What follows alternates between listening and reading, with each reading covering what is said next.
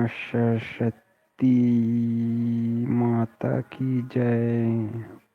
जय सिया राम। इस समय तो बड़ी भारी शोभा और विशाल सुंदर रूप चाहिए, जिससे देखकर राजकुमारी मुझ पर रिझ जाए और तब जयमाला मेरे गले में डाल दे। एक काम की भगवान से सुंदरता मांगू, पर भाई उसके पास जाने में तो बहुत देर हो जाएगी, किंतु श्री हरि के सामने मेरा ही भी कोई नहीं है, इसलिए इस समय वे ही मेरे सहायक हो। उस समय नारद जी ने भगवान बहुत प्रकार से विनती की, तब लीलामय कृपालु प्रभु वही प्रकट हो गए। स्वामी को देखकर नारद जी के नेत्र शीतल हो गए और वे मन में बड़े ही हर्षित हुए कि अब तो काम बन ही जाएगा। सियावर रामचंद्र की जय। पवन सुत हनुमान की जय। नारद जी ने बहुत अर्थ जिसे दिन बोलते हैं, दिन होकर तब कथा कह सुनाई और प्रार्थना की कि कृपा कीजिए और कृपा करके मेरे सहायक बनिए। हे प्रभु, आप अपना रूप मुझको दीजिए और किसी प्रकार मैं उस राजकन्या को नहीं पा सकता। सियावर रामचंद्र की जय। पवन सुत हनुमान की जय। हे नाथ, जिस तरह मेरे हित हो आप वही शीघ्र कीजिए। मैं आपका दास हूँ। आपकी माया का विशाल बल देख दीन दयालु भगवान मन ही मन हंसकर बोले, हे नारद जी सुनो, जिस प्रकार आपका हित होगा हम वही करेंगे, दूसरा कुछ नहीं। हमारा वचन असत्य नहीं होता। हे योगी मुनि सुनिए।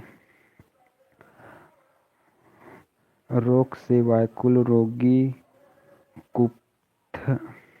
कुपथ्य मार्ग से वैद्य उसे नहीं देता। इसी प्रकार मैंने भी तुम्हारा हित करने की ठान ली है। ऐसा कहकर भगवान अंतर्धान हो गए। भगवान की माया के वशीभूत हुए मुनि ऐसे मूढ़ हो गए कि वे भगवान की अनूठ स्पष्ट वाणी को भी न समझ सके। ऋषिराज नारद जी तुरंत वहां गए जहाँ स्वयंवर की भूमि बनाई गई थी। सियावर रामचंद्र की जय। राजा लोग खूब सज धज कर समाज सहित अपने अपने आसन पर बैठे थे। मुनि नारद जी मन ही मन प्रसन्न हो रहे थे कि मेरा रूप बड़ा सुंदर है, मुझे छोड़ कन्या भूलकर भी दूसरे को न वरेगी। कृपा निधान भगवान ने मुनि के कल्याण के लिए उन्हें ऐसा कुरूप बना दिया कि जिसका वर्णन नहीं हो सकता, पर ये चरित्र कोई भी न जान सका। सबने उन्हें नारद जी ही जानकर प्रणाम किया। सियावर रामचंद्र की जय। वहाँ शिव जी के 2 गण भी थे। वे सब भेद जानते थे और ब्रह्मा का वेश बनाकर सारी लीला देखते फिरते भी बड़े मौजी थे। नारद जी अपने हृदय में रूप का बड़ा अभिमान लेकर जिस समाज समाज जिसे पंक्ति बोलते हैं, पंक्ति में खड़ा होके में जाकर बैठे थे। वे शिवजी के दोनों गण भी वहीं बैठे गए। ब्रह्मांड के वेश में होने के कारण उनकी इस चाल को कोई न जान सका।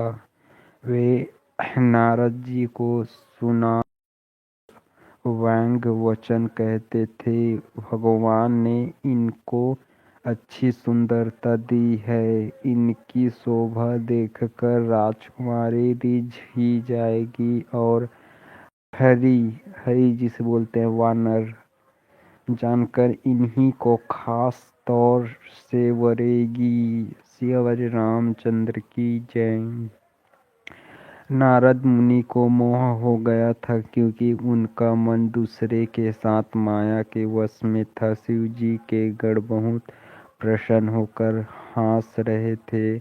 यदि मुनि उनकी अटपटी बातें सुन रहे थे, पर बुद्धि भ्रम में सनी हुई होने के कारण वे बातें उनकी समझ में नहीं आती थी। उनकी बातों को वे अपनी प्रशंसा समझ रहे थे। इस विशेष चरित्र को और किसी ने नहीं जाना, केवल राजकन्या ने। नारद जी का वह रूप देखा, उनका बंदर का समूह और भयंकर शरीर देखते ही कन्या के हृदय में क्रोध उत्पन्न हो गया। कुमारी सखियों को साथ लेकर इस तरह चली मानो राजहंसिनी चल रही है। वह अपने कमल जैसे हाथों में जयमाला लिए सब राजाओं को देखती हुई घूमने लगी। सियावर रामचंद्र की जय। जिस ओर नारद जी रूप के गर्भ में फूले बैठे थे, उस ओर उसने भूलकर भी नहीं ताका। नारद जी मुनि बार बार उचकते और छटपटाते हैं। उनकी दशा देखकर शिव जी मुस्कुराते हैं। कृपालु भगवान भी राजा शरीर धारण कर वहां जा पहुंचे। राजकुमारी ने हर्षित होकर उसके गले में जयमाला डाल दी। लक्ष्मी निवास भगवान दुल्हन को ले गए। सारी राजमंडली निराश हो गई। मोह के कारण मुनि की बुद्धि नष्ट हो गई थी। इससे वे राजकुमारी को गई देखे बहुत ही विफल हो गए, मानो गांठ से छूटकर मणि गिर गई हो। तब शिव जी के गण ने मुस्कुराकर कहा, जाकर दर्पण में अपना मुंह तो देखिए। ऐसे कहकर वे दोनों बहुत भयभीत होकर भागे। मुनि ने जल में झांककर अपना मुंह देखा। अपना रूप देखकर उनका क्रोध बहुत बढ़ गया। उन्होंने शिव जी के उन गणों को अत्यंत कठोर श्राप दिया। सियावर रामचंद्र की जय। तुम दोनों कपटी और पापी जाकर राक्षस हो जाओ। तुमने हमारी हंसी की, उसका फल चखो। अब फिर किसी मुनि की हंसी करना।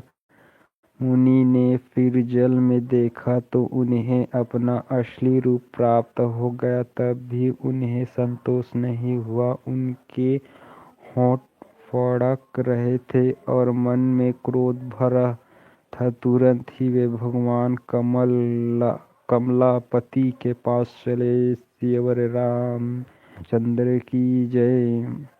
हम सोचते जाते थे, जाकर यह तो साप दूंगा या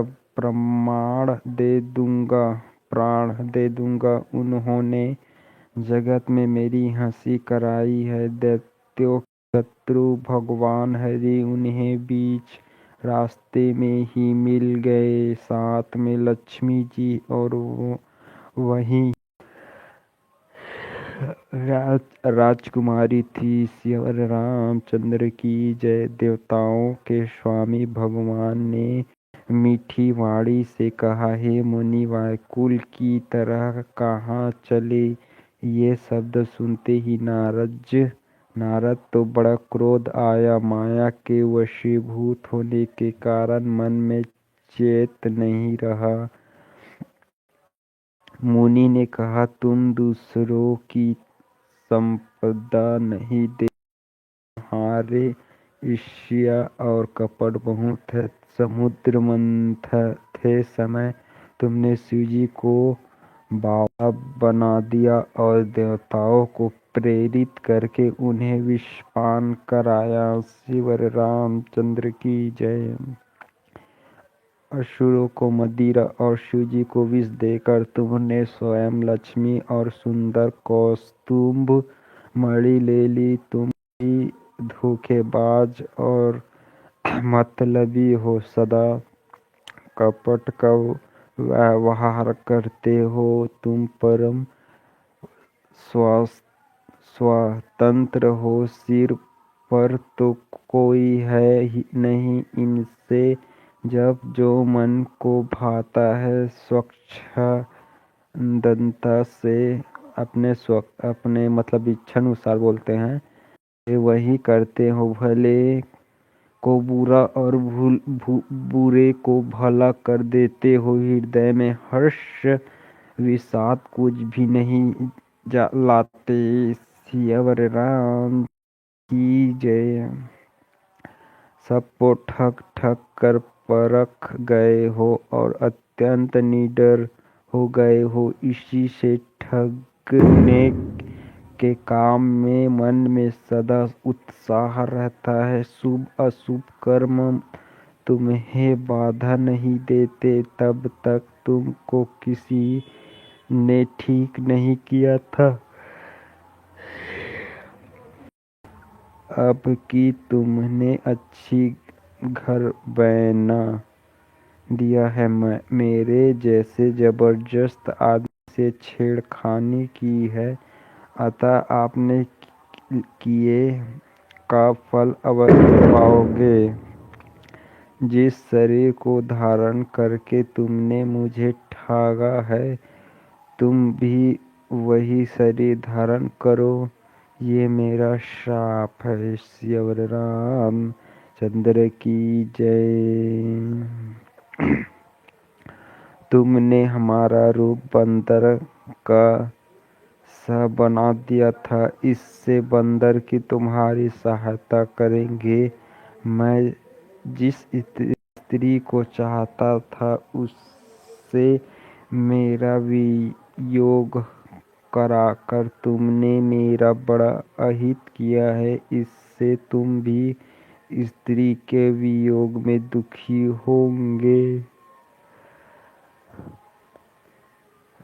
आपको सिर पर चढ़कर हृदय में हर्षित होते हुए प्रभु ने नारद जी से बहुत विनती की और कृपा निधान भगवान ने अपनी माया के प्रबलता खींच ली।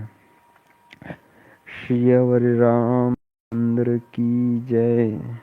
जब भगवान ने अपनी माया को हटा लिया तब वहाँ न लक्ष्मी ही रह गई न राजकुमारी ही। तब मुनि ने अत्यंत भयभीत होकर श्री हरि के चरण पकड़ लिए और कहा, हे शरणागत के दुखी को होने वाले, मेरी रक्षा कीजिए। मैं कृपालु, मेरा शाप मिथ्या हो जाए। तब तीनों पर दया करने वाले भगवान ने कहा कि ये सब मेरी ही इच्छा से हुआ है। मुनि ने कहा, मैंने आपको अनेक खोटे वचन कहे हैं, मेरे पाप कैसे मिटेंगे। सियावर रामचंद्र की जय। पवन सुत हनुमान की जय। भगवान ने कहा, जाकर शंकर के सत नाम का जाप करो, इससे इससे हृदय में तुरंत शांति होगी। शिव जी के मान तुझे कोई प्रिय नहीं है, इसे विश्वास को भुलाकर भी न छोड़ना। हे मुनि पुरारी, शिवजी जिस पर कृपा नहीं करते वह मेरी भक्ति नहीं पाता। हृदय में ऐसा निश्चय करके जाकर पृथ्वी पर विचारो। अब मेरी माया तुम्हारे निकट नहीं जाएगी। बहुत प्रकार से मुनि को समझा बुझा ढाट देकर तब प्रभु अंतर्ध्यान हो गए और नारद जी श्री रामचंद्र जी के गुणों का गान करते हुए सत्यलोक ब्रह्मलोक को चले। शिव जी के गणों ने जब मुनि को मोह रहित और मन में बहुत प्रसन्न होकर मार्ग में जाते हुए देखा, तब वे अत्यंत भयभीत होकर नारद जी के पास आए और उसके चरण पकड़कर दीन वचन बोले। हे मुनिराज, ब्रह्मांड नहीं है, शिव जी के गण हैं। हमने बड़ा अपराध किया जिसका फल हमने पा लिया है। कृपालु, अब साथ दूर करने की कृपा कीजिए। दीनों पर दया करने वाले नारद जी ने कहा, तुम दोनों जाकर राक्षस हो, तुम्हें महान ऐश्वर्य, तेज और बल की प्राप्ति हो। तुम अपनी भुजाओं के बल से जब सारे विश्व को जीत लोगे, तब भगवान विष्णु मनुष्य का शरीर धारण करेंगे। युद्ध में श्री हरि के हाथ से तुम्हारी मृत्यु होगी, जिससे तुम मुक्त हो जाओगे और फिर संसार में जन्म नहीं लोगे। वे दिनों मुनि के चरण में सिर नवाकर चले और समय पाकर राक्षस हुए। देवताओं को प्रसन्न करने वाले, सज्जनों को सुख देने वाले, पृथ्वी का भार हरण करने वाले भगवान ने एक कल्प में इसी कारण मनुष्य का अवतार लिया था। इस प्रकार भगवान ने अनेकों सुंदर, सुखदायक, अलौकिक जन्म और कर्म है। अत्यंत कल्प में जब जब भगवान अवतार लेते हैं और नाना प्रकार की सुंदर लीलाएं करते हैं। श्रीवर रामचंद्र की जय। तब मुनि ने परम पवित्र काव्य रचना करके उनकी कथाओं का गान किया है और भक्ति के अनुपम प्रसंगों का वर्णन किया है, जिनको सुनकर समझदार विवेकी लोग ऐश्वर्य नहीं करते। श्री हरि अनंत है, उनका कोई पार नहीं पा सकता और उनकी कथा भी अनंत है। सब संत लोग उसे बहुत प्रकार से कहते सुनते हैं। श्री रामचंद्र जी के सुंदर चरित्र करोड़ों कल्पों में भी गाए नहीं जा सकते। शिव जी कहते हैं कि हे पार्वती, मैंने यह बताने के लिए इस प्रसंग को कहा कि ज्ञानी मुनि भी भगवान की माया से मोहित हो जाते हैं। प्रभु कौतुकी जिसे बोलते हैं, लीलामय हैं और शरणागत का हित करने वाले हैं। वे सेवा करने में बहुत सुलभ और सब दुखों के हरने वाले हैं। देवता, मनुष्य, मुनियों में ऐसा कोई नहीं है जिसे भगवान की महान बलवती माया मोहित न कर सके। मन में ऐसा विचार कर उस महामाया के स्वामी प्रेरक भी भगवान का भजन करना चाहिए। हे गिरिजा कुमारी। अब भगवान के अवतार का वह दूसरा कारण सुनो। मैं उनकी विचित्र कथा विस्तार करके कहता हूँ। जिस कारण से जन्म रहित, निर्गुण और रूप रहित व्यक्त, जिसे सच्चिदानंद ब्रह्मा अयोध्यापुरी के राजा हुए, जिस प्रभु श्री रामचंद्र जी को तुमने भाई लक्ष्मण जी के साथ मुनियों का सवेश धारण किए वन में फिरते देखा था, और हे भवानी, जिसकी चरित्र देखकर सती के शरीर में तुम ऐसे बावली हो गई थी कि जब भी तुम्हारे उस बावलेपन की छाया नहीं मिटाती, उन्हीं के भ्रम रूपी रोग के कारण करने वाले चरित्र सुनो। इस अवतार में भगवान ने जो जो लीला की, वह सब मैं अपनी बुद्धि के अनुसार तुम्हें कहूँगा। याज्ञवल्क्य जी ने कहा, यह ज्ञान वाल्मीकि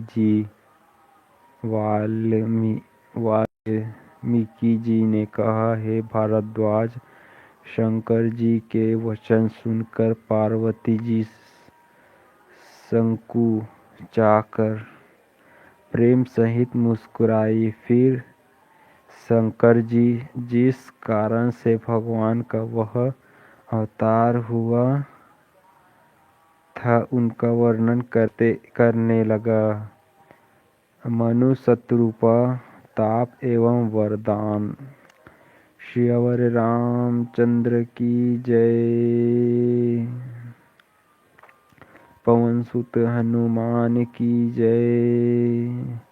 हे मुनि भारद्वाज, मैं वह सब तुमसे कहता हूँ, मन लगाकर सुनो। श्री रामचंद्र जी की कथा कलयुग के पापों को हराने वाली, कल्याण करने वाली और बड़ी सुंदर है।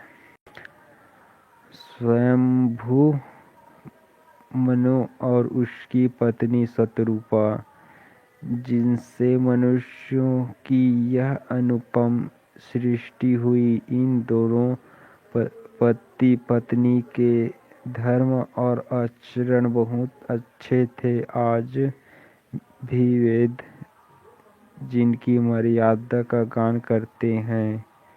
राजा उत्तानपाद उसके पुत्र थे, जिनके पुत्र प्रसिद्ध हरिभक्त ध्रुव जी हुए। उन मनुज जी के छोटे लड़के का नाम प्रियव्रत था, जिनकी प्रशंसा वेद और पुराण करते हैं।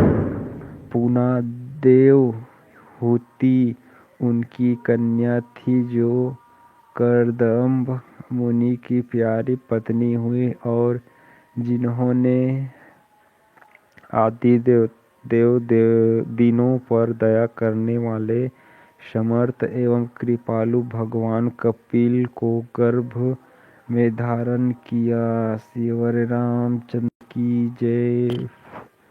तत्वों का विचार करने में अत्यंत निपुण जिस कपिल भगवान ने संख्या शास्त्र का प्रकट रूप में वर्णन किया, उन स्वयंभू मनु जी ने सब समय तक राज्य किया और सब प्रकार से भगवान की आज्ञा रूप शास्त्रों की मर्यादा का पालन किया। घर में रहते बुढ़ापा आ गया। बात को सोचकर उसके मन में बड़ा दुख हुआ कि श्री हरि की भक्ति बिना जन्म यूं ही चला गया। अब मनुजी ने अपने पुत्र को जबरदस्ती राज्य देकर स्वयं स्त्री सहित वन को गमन किया। अत्यंत पवित्र और साधकों को सिद्धि देने वाले तीर्थों में श्रेष्ठ नैमिषारण्य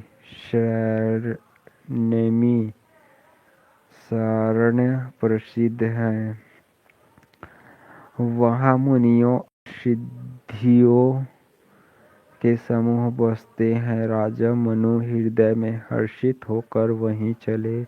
वे धीर बुद्धि वाले राजा रानी मार्ग में जाते हुए ऐसे शोभित हो रहे थे मानो ज्ञान और भक्ति ही शरीर धारण किए जा रहे हो। चलते चलते वे गोमती के किनारे जा पहुंची। हर्षित होकर उन्होंने धर्मधुरंधर राजर्षि जानकर सिद्ध और ज्ञानी मुनि इनसे मिलने आए। जहाँ जहाँ सुंदर तीर्थ थे, मुनियों ने आदर पूर्वक सभी तीर्थ उनके करा दिए। उनका शरीर दुर्बल हो गया था। वे मुनियों के से वल्लक वस्त्र धारण करते थे और संतों के समाज में नित्य पुराण सुनाते थे। सियावर रामचंद्र की जय। और द्वादशर मंत्र ओम नमो भगवते वासुदेवाय का प्रेम सहित जाप करते थे। भगवान वासुदेव के चरण कमलों में उन राजा रानी का मन बहुत ही लग गया। वे शाक फल कंद का आहार करते थे और सच्चिदानंद ब्रह्मा का स्मरण करते थे। फिर वे श्री हरि के लिए ताप करने लगे और मूल फल को त्याग कर केवल जल ही आधार पर रहने लगे। सियावर रामचंद्र की जय। हृदय में निरंतर यही अभिलाषा को आँखों से देखकर जो निर्गुण अखंड ब्रह्मा ज्ञानी तत्ववेत्ता लोग का चिंतन किया करते हैं, जिन्हें नेति नेति यह भी नहीं कहकर निरूपण करते हैं, जो सच्चिदानंद स्वरूप उपाधि रहित और अनुपम है एवं जिनके अंश से अनेक शिव ब्रह्मा और विष्णु भगवान प्रकट होते हैं। ऐसे महान प्रभु भी सेवा के वश में हैं और भक्तों के लिए दिव्य लीला विग्रह धारण करते हैं। यदि वेदों में यह वचन सत्य कहा है तो हमारी अभिलाषा भी अवश्य पूरी होगी। इस प्रकार जल का आहार करके ताप करते 6000 वर्ष बीत गए। फिर 7000 वर्ष से वायु के आधार पर रहे।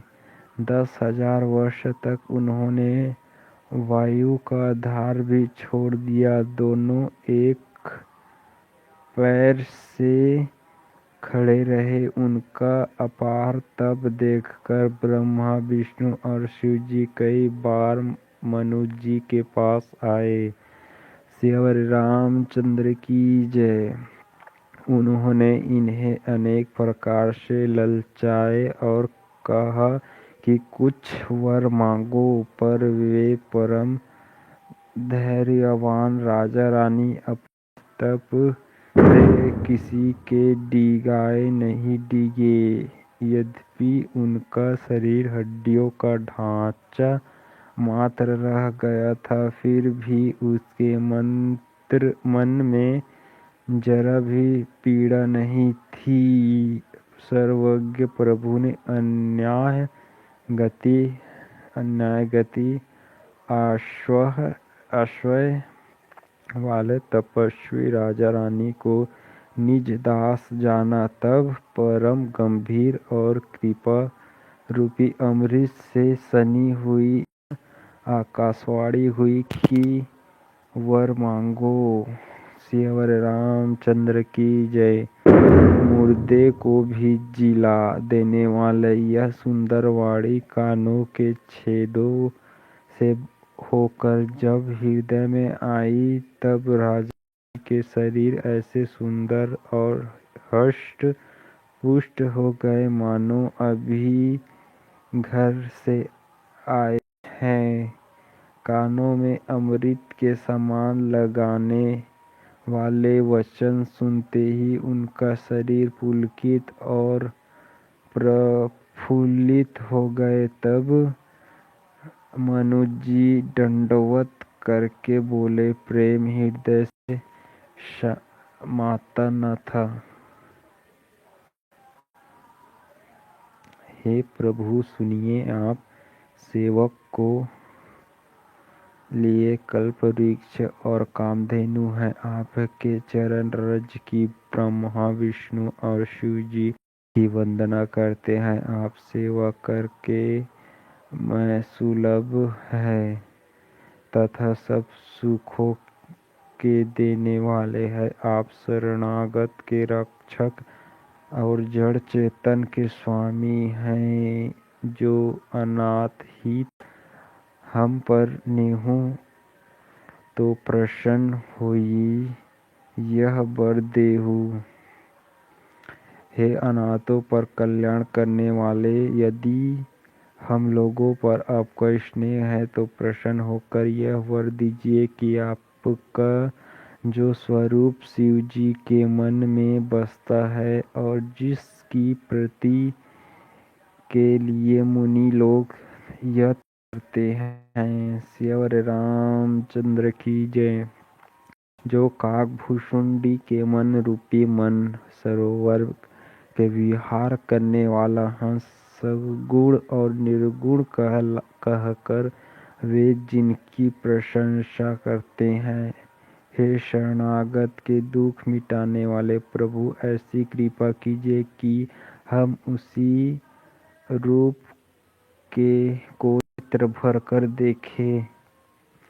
सियावर रामचंद्र की जय। पवन सुत हनुमान की जय।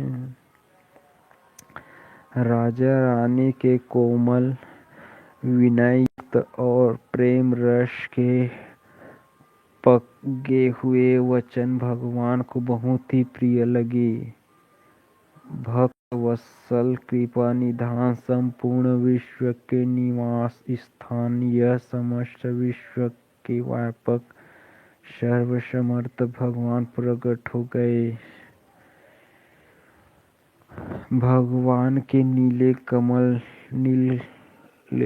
नीलमणि और नीले जलयुक्त मेघ के समान कोमल प्रकाशमय और सरस श्याम वर्ण चिन्मय शरीर की शोभा देखकर करोड़ों कामदेव भी लज्जा जाते हैं। उनका मुख शरद पूर्णिमा के चंद्रमा के समान छवि की सीमा स्वरूप की गला और होड़ी बहुत सुंदर थे। गला शंख के समान त्रिरेखा युक्त चढ़ाव उतार वाला था। लाल होंठ, दांत और नाक अत्यंत सुंदर थे। हंसी चंद्रमा की किरण वाली को नीचा दिखाने वाली थी। नेत्रों की छवि नए खिले हुए कमल के समान बड़ी सुंदर थी। मनोहर चितवन जी को बहुत प्यारी लगनी थी। टेढ़ी भौवें कामदेव के धनुष की शोभा को हरने वाली थी। ललाट पटल पर प्रकाशमय तिलक था। में कानों में मकराकृत मछली के आकार के कुंडल और सिर पर मुकुट सुशोभित था। टेढ़े घुंघराले काले बाल ऐसा सघन थे मानो भंवरों के झुंड हो। हृदय पर वात्स सुंदर वनमाला, रत्नजड़ित हार और मणियों के आभूषण सुशोभित थे। श्री रामचंद्र की जय। सिंह की गर्दन थी, सुंदर जनेऊ था। भुजाओं में जो गहने थे वे भी सुंदर थे। हाथी की सूंड के समान उतार चढ़ाव वाले सुंदर भुजदंड थे। कमर में तरकश और हाथ में बाण और धनुष शोभा पा रहे थे। स्वर्गवर्ण का प्रकाशमय पीतांबर शिवजी को लजाने वाले थे। पेट पर सुंदर 3 रेखाएं त्रिवाली थी। ताभी ऐसी मनोहर थी मानो यमुना जी के भंवरे की छवि को छीन लेती हो। श्री रामचंद्र की जय। इनमें मुनियों के मन रूपी भंवरे बसते हैं। भगवान के उन चरण कमलों का तो वर्णन ही नहीं किया जा सकता। भगवान के बाएं भाग में सदा अनुकूलन रहने वाली शोभा की राशि, जगत की मूल कारण रूपा आदि शक्ति श्री जानकी जी सुशोभित है। जिसके अंश के गुणों की खान अगणित लक्ष्मी, पार्वती और पहाड़ी देवी की शक्तियाँ उत्पन्न होती है तथा जिनकी भाव के ईश्वर से ही जगत की रचना हो जाती है, वही भगवान की स्वरूप शक्ति श्री सीता जी श्री रामचंद्र जी की बाईं ओर स्थित रूप को देखकर मानो शत्रुपा नेत्रों के पट पलके रोके हुए एकटक स्तंभ रह गए। उस अनुपम रूप को वे आदर सहित देख रहे थे और देखते देखते आधाते ही न थे, हटते ही न थे। श्री रामचंद्र की जय। आनंद से अधिक वश में हो जाने के कारण उन्हें अपने देह की सुधि भूल गई। वे हाथों में भगवान के चरण पकड़कर दंड की तरह सीधे भूमि पर गिर पड़े। कृपा की राशि प्रभु ने अपने कर कमलों से उनके मस्तकों का स्पर्श किया और उन्हें तुरंत ही उठा लिया। फिर कृपा निधान भगवान बोले, मुझे अत्यंत प्रसन्न जानकर और बड़ा भारी दानी मानकर जो मन को भाए वही वर मांग लो। प्रभु के वचन सुनकर दोनों हाथ जोड़कर और धीरज धरकर राजा ने कोमल वाणी कही, हे नाथ, आपके चरण कमलों को देखकर अब हमारी सारी मनोकामनाएं पूरी हो गई। फिर भी मन में एक बड़ी लालसा है। उनका पूरा होना सहज भी है और अत्यंत कठिन भी। इसी से उसे कहते नहीं बनता है। हे स्वामी, आपके लिए तो उनका पूरा करना बहुत सहज है, पर मुझे अपनी कृपाणता दीनता के कारण मैं अत्यंत कठिन मालूम होता हूँ, जैसे कोई दरिद्र कल्प वृक्ष को पाकर भी अधिक द्रव्य मांगने से संकोच करता है, क्योंकि वह उसके प्रभाव को नहीं जानता। वैसे ही मेरे हृदय में संशय हो रहे हैं। हे स्वामी, आप अंतर्यामी हैं,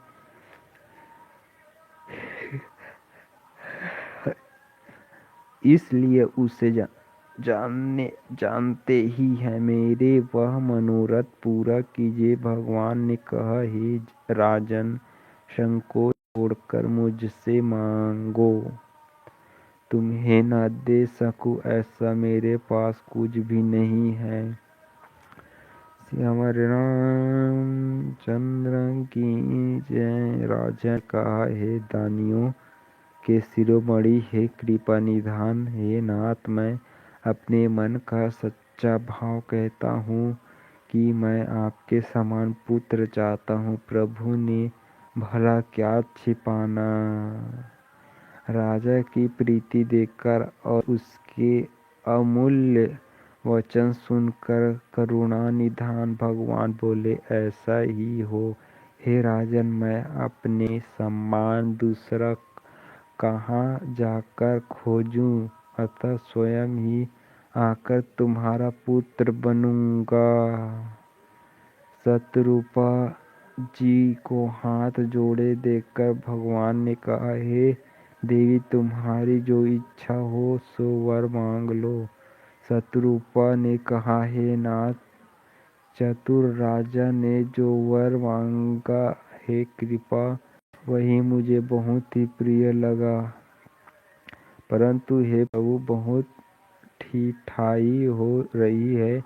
यदि हे भक्त का हित करने वाले, वह ठिठाई भी आपको अच्छी ही लगती है। आप ब्रह्मा आदि के भी पिता, उत्पन्न करने वाले, जगत के स्वामी और सबके हृदय के भीतर की जानने वाले ब्रह्मा हैं, ऐसा समझने मन में संदेश होता है। फिर भी प्रभु ने जो कहा वही प्रमाण सत्य है। मैं तो यह मांगती हूँ कि हे नाथ, आपके जो निज जान है, वे जो अलौकिक अखंड सुख पाते हैं और जिस परम गति को प्राप्त होते हैं, हे प्रभु, वही सुख, वही गति, वही भक्ति, वही आपके चरण में प्रेम, वही ज्ञान और वही रहन सहन कृपा करके हमें दीजिए। श्री रामचंद्र की जय। रानी की कोमल गीत और मनोरथ श्रेष्ठ वाक्य रचना सुनकर कृपा के समुद्र भगवान कोमल वचन बोले, तुम्हारे मन में जो कुछ स्वच्छ है वह सब मैंने तुमको दिया। इनमें कोई संदेश न समझना। हे कृपा से तुम्हारा अलौकिक ज्ञान कभी नष्ट न होना। अब मनु ने भगवान के चरणों की वंदना करके फिर कहा, हे प्रभु, मेरी एक विनती और है। आपके चरणों में मेरे ऐसा ही प्रीति हो जैसे पुत्र के लिए पिता की होती है। चाहे मुझे कोई बड़ा भारी मूर्ख ही क्यों न कहे, ऐसा मणि के बिना सांप और जल के बिना मछली नहीं रह सकती, वैसे ही मेरी जीवन आपके अधीन रहे, आपके बिना न रह सके। ऐसा वर मांगकर राजा भगवान के चरण पकड़ पकड़े रह गए। तब दया के निधान भगवान ने कहा, ऐसा ही हो, अब तुम मेरे आज्ञा मानकर देवराज इंद्र की राजधानी अमरावती में जाकर वास करो। श्री रामचंद्र की जय।